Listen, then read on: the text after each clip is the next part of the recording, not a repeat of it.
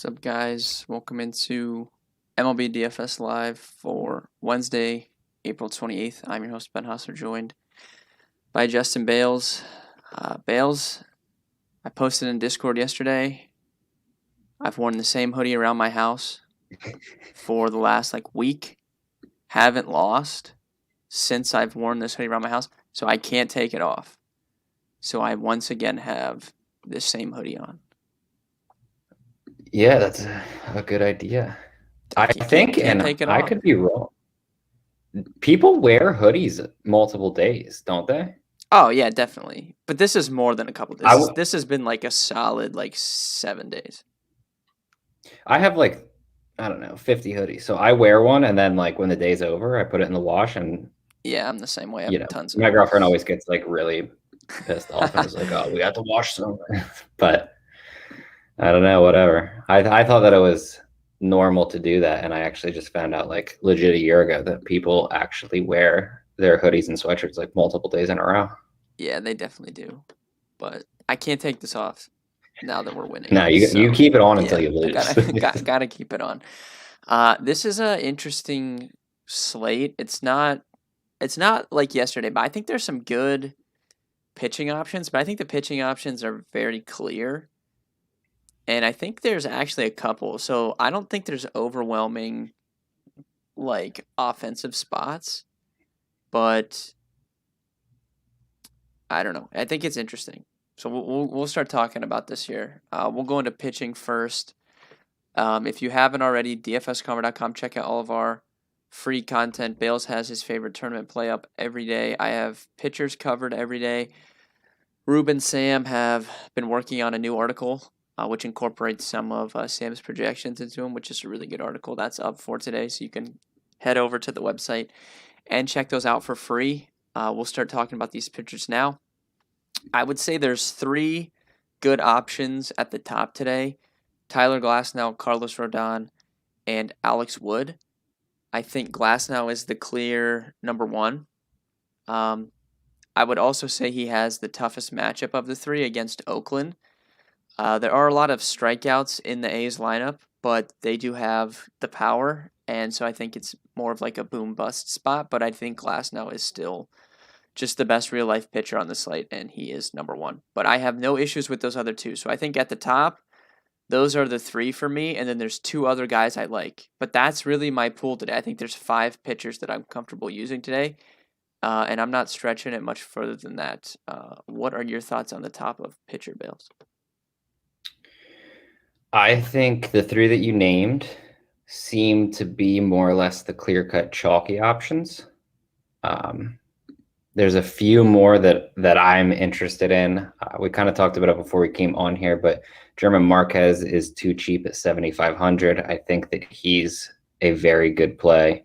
It doesn't really look like he's going to garner much ownership, but that could always change come 7 p.m. Then I will let you talk about Alex Cobb, who we both more or less like tonight. I don't want to step on your toes there, though, because I know that you're a fan of him on this slate. I think that you can play Zach Greinke just because of the matchup. I don't think that he's an elite play by any means. And then Huascar, Ynoa, is that how you even say it? Yeah. At home, I feel like, he's a really, really high upside option. You're not going to go there in cash. He's way too expensive for cash. But in a matchup against the Cubs, who strike out a lot, I do think that he's a tournament option. Yeah. The other two guys I alluded to were Alex Cobb and Herman Marquez. So that's my five-man pool today is Glasnow, Rodon, Alex Wood, Alex Cobb, and Herman Marquez. Greinke, I just don't play him in DFS. I don't know. I just don't. I need strikeouts. I like Zach Greinke real life. I think it's hilarious that he's still pitching and still effective at this point in his career. But for DFS, he's never cheap, right? He's 9,400. Mm-hmm. There's just no reason to play him. But yeah, Cobb. So this is a pretty much we've seen him be good in real life before. If you think about his whole career, but the last time we saw him last year for Baltimore, he was pretty average. Only a 17% strikeout rate with around 9% swinging strikes, so not good. But he's made a pretty big change to his pitch mix this year. He's not throwing nearly as much fastballs. This has resulted in, I know it's a small sample size, but when there's a legitimate change to something, then I'm more inclined to believe it over that small sample relative to something else. But his swinging strikes are up to 16% this season. That's resulted in that big jump to over 30% strikeouts. And the Rangers are striking out the most in the league against righties right now. So I think 7,600 for him is probably $1,000 too cheap. So I really like him. And I think, so last night the roof was closed in Texas because there was like rain potentially in the forecast. And from what I looked at, there's potentially rain today too. So the roof should be closed again. So I think that's another plus in his favor. Yeah, I really like it. I played Cobb in his last start, which I believe was against Houston, and he scored like 0. So yeah, I mean, Houston is a tough matchup, but he kind of got unlucky, right? Like a lot of singles. He did give up a triple, but I don't think I don't think anything is really sticking out of like that he had a really, really bad start there. Yeah, his walks were up a little bit, but I don't think that you're really going to struggle too much with a team like Texas like you would a team like Houston. Yeah, exactly. And who are you scared of? Who are you scared of in that Texas lineup other than Joey Gallo? Like I know Garcia has been good this season, but I mean, are you really scared of literally anyone in that lineup other than Joey Gallo?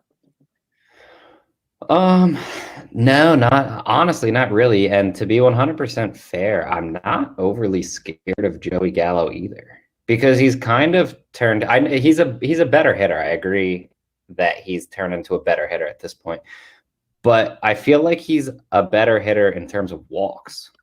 So like, it's going to be basically a walk or a home run. It's not like he's just punching out singles left and right at this point. What is he hitting? He's hitting under 240 on the season. I mean, yeah, I think that Gallo has the power to hurt you, but I feel like there's just other guys that I'm kind of more scared about than him. Like Nate Lowe. I actually think Nate Lowe is a really good hitter. I would be worried about Nick Solak, but I don't know. I always feel like the righty-righty matchup is just a lot more difficult. But Solak has been on absolute fire to start the season. I do think that really, really slows down, though. And then, obviously, Garcia's performed well, but, like, I don't know. There's not a single player on Texas's offense that you're really going to worry too much about, outside of, like, if you get someone like Joey Gallo with, for some reason, the bases are loaded or something, then, he could do a lot of damage at that point. But if Cobb's pitching well anyway, like, you don't really care about Joey Gallo walking or hitting a solo homer, right? Yep. Pretty much agree. Wood is someone else I think is too cheap at 8,300. Like, if he comes out and has a big start tonight, I think he'll be more than 8,300 in his next start. His velocity has been the same of what it was the last time that we saw him being good. He's been able to throw all of his pitches. He's went pretty deep into games. The Rockies are just not good on the road, even though I bet the Rockies last night and they did win, so that was great. They're not a good offense on the road, so I do like Alex Wood at his price. Someone asked thoughts on Ryan Weathers on FanDuel. For me personally, I don't really want him. He's not going to throw deep into the game. He has a .59 ERA. His xFIP significantly higher, so due for regression. He's not going to throw more than like 6 innings max, and I don't know. There's just other guys that I would rather spend on than him. Yeah, I don't hate him. I actually think like he has potential to be good. He's really young though, so I don't know if you can count on that right now. On FanDuel, he is 6,300, so you're gonna be able to fit in whatever bats you want if by playing him, because there's just nobody else that is that cheap. Like the only guys below him on FanDuel are Vince Velasquez at 6K, Eric Fetty's 62, and Casey Mize is 63. So he's basically the cheapest pitcher on the slate. I'm not super scared of Arizona's lineup. So even if he gave you 25, 30 FanDuel points at that price, you would just need your bats to go off. Like, I'm just always more inclined to spend up on FanDuel because you can only play one pitcher. I don't really like to spend down Hmm. a pitcher on FanDuel, but that's just how No, I personally how agree. I play. Can we talk for a second about how FanDuel made Carlos Rodon more than Tyler Glass now? Yeah, dude, it's that no hitter bonus, you know. Pretty crazy. Steven Matz is 9,300 on FanDuel, which is funny. Matt is dude. He's throwing really, really well though. Yeah, he's been good. He's been really good. I just don't like. I can't trust anyone in that Little League park, dude. Yeah, that's fair. Like, yeah, it's just crazy. Like, it's hilarious to watch those games. Like yesterday, like I was joking in Discord all day that it was Yadi Hernandez day and I was gonna play him. He was, owned on DraftKings like 30% because he Mhm. was min priced. But he hit like it looked like a routine fly ball off the bat and it just like it was a home run. Like I never once did I think that was a home run until it actually went over the fence. Like it didn't even like he like barely hit it. It was hilarious. Like that park is just so small. Well, Vlad Guerrero's got he hit three last night, right? He has 4 home runs in like 7 games at home today, or Yeah, and not I mean today, he this season. that's where he played in the minors and just like absolutely dominated when he was there. So Yeah.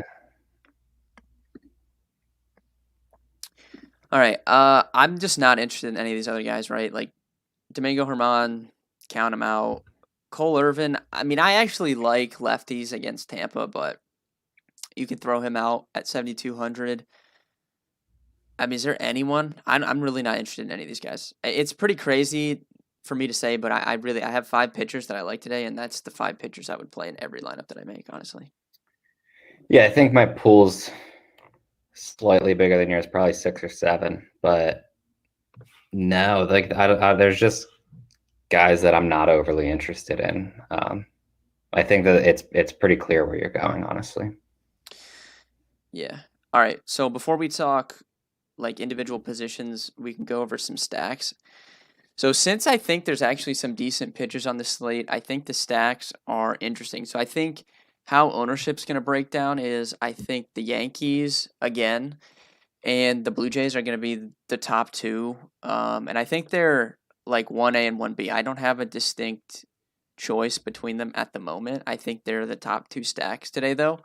And then I have a tier for me personally of the Astros, the Padres, and the Braves. That's my next tier. So that's 5 stacks that I like. So picking one of those stacks is going to be what I really spend the rest of my day on. I do want to note that Aaron Boone said Aaron Judge was going to sit out one of these next coming days because he has quote unquote general low body soreness or something. So I will not be shocked. I don't know what he's talking about, but yeah. I will not be shocked if Aaron Judge is not in the lineup tonight. So we should get like some cheap Yankee that's up in the order. And just anyways, like Odor and Gio Urshela and Aaron Hicks, like those guys are just really cheap on DraftKings. So they're gonna pop in projections and they're gonna be really high owned again. So the Yankees will actually probably be higher owned than the Blue Jays, but I think those guys are interchangeable. I like both teams today. Yeah, I think they're the top two offenses. I don't know if I think that the next tier is even that close. For me, I slightly prefer Toronto to New York, but I understand with the cheaper guys why New York would be higher owned. Um, I think you outlined it really well. I think Houston, San Diego, and then I agree that Atlanta can be put into that tier, but I feel like I would prefer the White Sox over the Braves. And I do think that the Angels are relatively okay, but I think for me, it's basically the Blue Jays and Yankees are in a tier of their own, and then probably Houston, San Diego, and the Chicago White Sox in the second tier. With then, I do think that Atlanta makes a pretty fine stacking option. I don't think that really anyone's going to play them against Kyle Hendricks. Yeah, I mean Kyle Hendricks, his xFIP's over 5 for this season. Obviously, small sample. He always struggles in April, so I don't know if we can really, you know, just I don't want to write him off yet, but he doesn't look super good to me. He's on the road. He's always been better at home. He's on the road. It's hot in Atlanta, obviously, per usual. It's like probably I don't know the wind. I don't think is blowing out, but it's gonna be like 80 there per usual. So And the Braves just have a really good offense, so I don't think they're going to be high owned. Yep. No, I agree with you. And Kyle Hendricks has given up 6 home runs in his last 2 games. Yeah. One of those was, I think, it was a 4 home run game to Atlanta, but it was in Chicago. Yeah. Yeah, I think it was on. It might have been that Sunday Night Baseball game. He just got blitzed in the first inning. But yeah, I like the Braves today. All right, we'll go position by position here. If you guys have questions on stacks, pitchers, whatever, drop them into the chat. Catcher, I don't know if I'll be able to spend up here today. I'm assuming loser Gary Sanchez is going to be in the lineup because he wasn't yesterday. But, dude, I don't know. This is a whole disaster. Rube and I were in the voice channel last night talking about how bad Gary Sanchez is and how the Yankees are screwed because they paid him a bunch of money and now they don't know what to do with him because he's so bad behind the plate and he's not even hitting. But I'm assuming he'll be in the lineup. If he is, he'll pop in projections. I like Buster Posey. I know we talked about Marquez, but there's 2 Giants batters I really like tonight, one of which is Buster Posey. But at 4,300, I don't know if I'll be doing that in cash games. Do you like any cheap guys today? I think, if you want to get some Braves exposure, Austin Jackson is in the lineup, not Darnold. He's 2,600, so that's a good salary saver on DraftKings. And then you have Zanino at 37 for, potential power against a lefty, but I would probably rather just save money. Yeah, if I'm going cheap, I think that Jackson makes sense. Caratini, assuming he's in the lineup at 3,300, is relatively fine. And then I think you can take Danny Jansen, assuming he's in the lineup. He's 2K. So min price for the catcher, you get the matchup against Fetty. You obviously get the small park. But are we going to go this entire stream and not talk about literally the best catcher in the MLB, which is Carson Kelly? Yeah, Carson Kelly's a monster. I picked him up 2 weeks ago in our season-long league that I'm in with Ruben Sam. So he's just been dominating. But yeah, I mean, he gets the matchup against the lefty. 4,600, I have no problems with him as a one-off in tournaments. 100% agree because you're not really stacking Arizona. Yeah, don't want to stack him, but he has power, so it's fine if you want to one-off him. I think Yan Gomes is interesting too at 3,500 just because he gets the matchup against lefty, and obviously he's so much better against lefties and, plays in a really small stadium. Yeah, like you said, Jansen will pick up ownership if he's in the lineup. We'll have to wait and see what's going on there because he was supposed to be in the lineup yesterday and he wasn't because he stinks. So I don't know. We'll have to see who starts at catcher for Toronto. But all right, first base, Vlad Jr. coming off the 3-homer game last night, 50 DraftKings points. People will not believe me, or I'll tell you, but I actually for an hour yesterday really considered playing Vlad Jr. on DraftKings, but I ended up with Pete Alonso because I felt really good about him, and then naturally Pete Alonso struck out 4 times. So fantastic. I don't know if people will chase the 3-homer game. He's 5,700, so I don't see him getting out of control ownership wise, but he is a good play. And then Freddie Freeman at 55, I think is a really good play as well. So that's probably the top 2 spend ups. I don't know if you disagree with me there. No, I agree. I think just other guys. I think you can obviously play DJ LeMahieu. It's just a plus matchup. He's going to be leading off for New York. I think that Ohtani is relatively fine. Jared Walsh, if you're going to go somewhere else. If you want to spend down, Rowdy Tellez is only 3,400. I think that they're all really good plays. Outside of that, I don't know. I think you could take a shot on Pavin Smith at 3,700, but there's not too much that I'm interested in. I feel like tonight is more or less going to be a spend up at first night. Yeah, Ohtani's too cheap on DraftKings. I have no problems playing him. Actually, one of my favorite plays on the slate is a cheap first baseman. I know we like Marquez, but Brandon Bell homered last night. He's only 2,900. That's just way too cheap for Brandon Bell, in my opinion. Yeah, I agree. I just don't really love the matchup, honestly. He does have, career-wise, he's seen Marquez a lot, over 450 xWOBA against Herman Marquez. So. That's not bad. All right, second base, Semien is definitely my top play here from the Blue Jays if you can afford 5,500. And then you have Jose Altuve at 53.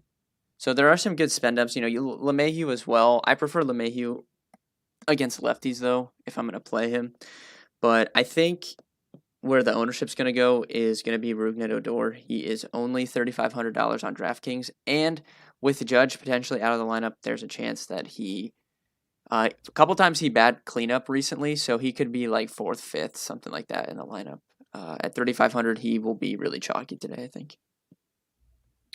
Yeah, I completely agree. I think two solid pivots off of him are Jake Cronenworth, who screwed everyone last night. So people probably don't go back there over Odor. And then David Fletcher's 500 cheaper. Both of them make sense. And I agree with you saying that Semien or Altuve are the two best spend ups. I think that you could also go like Ozzy Albies, but I think I prefer Semien over all of them, honestly. Yeah, Cronenworth or Odor will probably be where I go in cash, or just deciding between one of those two. But there are some decent plays if you want to pivot off of the chalk. Third base, again, I think there's going to be some clear chalk here. That's Gio Urshela, who was hitting cleanup yesterday. He's 3,200. Yankees have a huge team total. So I think he'll be really high owned. If you don't want to play him, Machado, 4,900. I know he doesn't get a lefty, but Widener just doesn't get a ton of strikeouts. So when you're talking about someone that doesn't strike guys out and he gives up a lot of hard hits, just getting the guys that hit the ball hard, which obviously Machado does, under 5K, I think is a good play. Anthony Rendon doesn't get a lefty, but I don't know, 4,600 feels too cheap, right? Like the lineup completely changes with him back in it. And Sam, so in that article that Sam and Rube did, it has kind of stack stats at the bottom, and the Angels were popping in those projections, and I don't really think they'll be that high owned. And Rendon's really cheap, so I do think that's an interesting spot. Yeah, I think that's fine. I think Biggio is at 4,200 is just way too cheap. And then I think if you want to get like kind of weird, like Asdrubal Cabrera at 36 is way too cheap for a matchup against a lefty. Obviously, he's playing in Arizona. I don't know. It feels like to me the three guys that are just like grossly mispriced is Biggio, Machado, and Urshela. So I feel like it's probably down to those three, just depending on where I go tonight. Yeah, I was saving Biggio for outfield, but yeah, he's gonna get ownership whether people play him at third or outfield, one of the two. Just given his price. Shortstop, I don't know where you're going here. I think Bichette is a really good play, and I think Fernando Tatis Jr. at 56 is a good play. That's my two favorite spend-up options. Trey Turner's coming off the multi-home run game. He's a little bit cheaper at 51. You could make a case for him. Again, he plays in the same Little League park as the Blue Jays. I have no problems with really any of those three. Torres might pick up some ownership with the Yankees effect. You also can use Cronenworth at shortstop on DraftKings. He has second and short. But I think for cheap, I don't know if he's leading off again. Nico Horner is 2,800, so that can be some value if you need some savings. Yeah, you just nailed it. I don't think I have anyone that you didn't say that I was thinking about. I guess like Carlos Correa if you want, but he's kind of farther down on my list. No, you pretty much hit on everyone that I was thinking. Yeah, I like Nico Goodrum against lefties a little bit if you want like a low and one off, but there is some weather in that game, which could potentially ruin Rodon. So you guys need to stay up on the weather, obviously up until lock per usual in MLB. But if that game got washed out, I do think Rodon's going to garner a decent chunk of ownership. So that could, I don't know, I guess people would move to Wood. So that could potentially jump the ownership on Alex Wood if Rodon got canceled, because I think Wood's going to be the third highest owned as of right now. Yeah, that's what I would think too. All right, outfield, we'll finish up here. I think the Yankees guys will be chalky. Stanton, under 5K. Like I said, I don't expect Judge to play, so we could see Aaron Hicks in the lineup. He's only 3K. So I think people will be playing Yankees. You have Biggio there as well, who has outfield on DraftKings. People will want to play him. For tournaments, I really like the two Braves guys, Ozuna and Ronald Acuna Jr. They're pretty expensive, so I don't think they'll see a lot of ownership. Randy Arozarena, I'm not super on the Rays just because I hate when there's like some decent weather or like small ballparks and then I'm playing the Rays who are inside. But I know Rube likes the Rays a lot today. He's been talking to me about the Rays for the last couple hours, so I do think Randy at 4,400 is interesting. I'll add Emmanuel Margot at 2,700 against the lefty for the Rays. I feel like we literally just talked about that, but he makes sense. If George Springer's back and he's 48, I think that he's a really good play. And it just seems like there's a lot of high-priced outfielders that are really good options, and not so many in like the 3K range. I feel like you're gonna. Yeah, I feel like if you're dropping below like 4,000, you're basically just dropping to like 2,500. Yeah. I mean, I don't know. I use outfield so heavily in stacks. Like it's tough to one off outfield because most of the ones you would want to one off are really expensive, right? And I don't like to one off someone that costs like 6K. So it'll kind of just depend. But like Otani and Walsh are both cheap and they both have outfield, so you could use those guys here. I do want to mention I was joking with Rube earlier. I hate this guy more than anything, but Odubel Herrera is back with the Phillies, and he's stone min 2K. If he's in the lineup, I you could probably consider him. I don't know if you have to play him, but he is min priced. I think it would depend on where he's hitting. If he's hitting Yeah, if he's like like, seventh or eighth, yeah, yeah. we did have a question that says, at what point does ownership move you off of a play? And then they used the example of Tatis last night. They said there's so much Tatis, and he was obviously chalk, and then Turner happened. For me personally, in cash, I don't really care about ownership in tournaments. I guess it depends on the player. Like last night, we knew that Giancarlo Stanton was going to be chalk, and I played him anyway because he was such a good play. It made sense that he was gonna hit a home run, honestly, which you're banking on some smaller percentage things to happen, like a home run. But I played Stanton anyway. I feel like it's kind of dependent on the player, because if you have like a $2,500 second baseman that's hitting like sixth or something, and he becomes chalky, you don't have to play that. But when there's just like a player like Stanton that was in such a good spot and he's chalky, if you have the ability to play it, feel free. But you can always avoid chalk in baseball just because there's so much variance. It's not really like NBA where, if a guy gets 30 minutes and he's min price, he obviously just destroys value unless it's Tony Snell. I feel like you can just always avoid chalk, but to me, it kind of depends on the player and, the spot that I kind of actually think that they're in for that night. Yeah, cash games, I don't care about ownership at all. Stacks, if I'm full stacking, I don't really care about ownership either because if you look at like last night, Stanton say he was projected for 30% ownership, right? The cumulative ownership percentage of the 5-man Yankee stack is going to be lower than 30% because not everyone is going to be playing all 5 of them. So I don't care about ownership in cash or if I'm full stacking, but if I'm gonna one off someone, like in tournaments, if I was gonna one off, Stanton, right, and he's 30% owned, and it's the only Yankee I have, then I would like consider and like look around guys around him that I would rather play because, there's probability, especially in baseball, like it's so easy for him not to hit value if he doesn't hit a home run. So if you're one offing someone, I would weigh their raw ownership projection more heavily than if I'm stacking or anything like that. And then pitchers is a little bit different because last night I knew Quintana was going to be owned, and I was like telling people all day, like I don't see why you would want to play him as chalk. So that's a little bit different. But one thing that I need to do better at, which literally Ruben and I just talked about this morning with Sam, like one thing I personally need to do better at is if I'm fading a pitcher, like just taking bats against the pitcher I'm fading because it like so for example, I didn't have any max last night. I ended up playing 3 lineups and I had Giolito and Christian Javier on all of those lineups. I had no max, right? So if I have no max, wouldn't it make sense to play some Blue Jays on one of those 3 lineups? It would, obviously, because I'm betting on max not having a great game. Obviously, Vlad and whoever else did well, but that's just something I personally need to do a little bit better at. But pitchers is different from batters, I feel like. Yeah, no, I agree with you there. All right, I think we covered the slate pretty well. If you guys have any other questions, we will be in Discord. You can get in our Discord for free, dfscover.com. There's a banner right at the top. You won't get access to the premium channels unless you pick up a subscription, but you can get into the Discord for free. April's winding down. Last chance. MLB 2021 gets you 25% off your first month of core plays. With that being said, good luck tonight, guys. See you tomorrow.